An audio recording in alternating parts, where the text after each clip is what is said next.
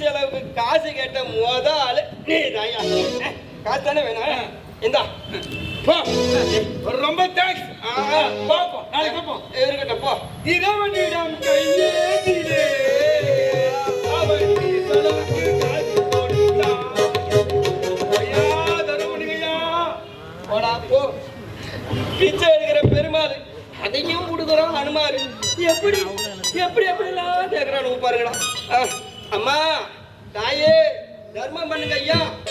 பார்த்தா பாவமா தான் இருக்குது, என்ன பண்றது? பண்ணுங்க ஐயா, தர்மம் பண்ணுங்க ஐயா. இல்லையா? தர்மம் பண்ணுங்க சாமி. ஜிபே பிச்சைக்காரருக்கு ஜிபே பண்ணுங்க ஐயா. சரி அப்புறம் பார்த்துக்கோ சார்.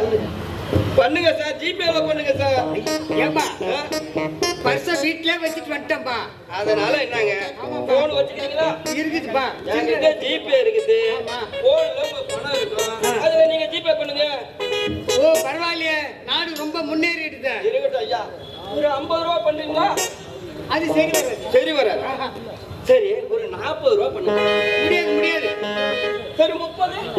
அதுவும் முடியாது. ஒரு 20. என்கிட்ட இருக்கட்டே அதாயா. 10 ரூபா போடாயா? போடுறையா? போடு. இந்த வந்துட்டா பாரியா. ரூபாய் 20 பெறப்பட்டது.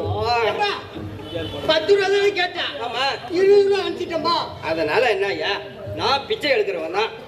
ஆனா உழைச்சி பிச்சை எடுத்து கொடுக்குறவன், நேர்மையா நியாயமா எடுத்துருவேன். உனக்கு என்ன வேணும்? மீதி 10 ரூபாய் தானே? இரு தரேன். இந்த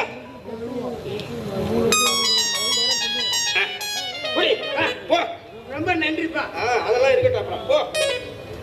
ஆமா இங்க வா. அப்படியே ஏரியா ஒரு நிமிஷம். அந்த காசை என் தட்டுல போடுற மாதிரி போடு. அப்படியே திரும்பி அப்படியே நேரம் ஒரு செல்ஃபி எடுத்துக்கிறேன். எப்படின்னா பாரு, செல்ஃபி எடுத்துக்கிறேன். நான் பிச்சை போடுறேன்னா இல்ல நீ எனக்கு பிச்சை போடுறியா? யார் போட்டா என்ன போடியா, யூடியூப்ல போன் வச்சுக்கிறான். எப்படியோ ஒரு பழப்பு. போதும் போயா. போட்டு எடுத்து போறேன்.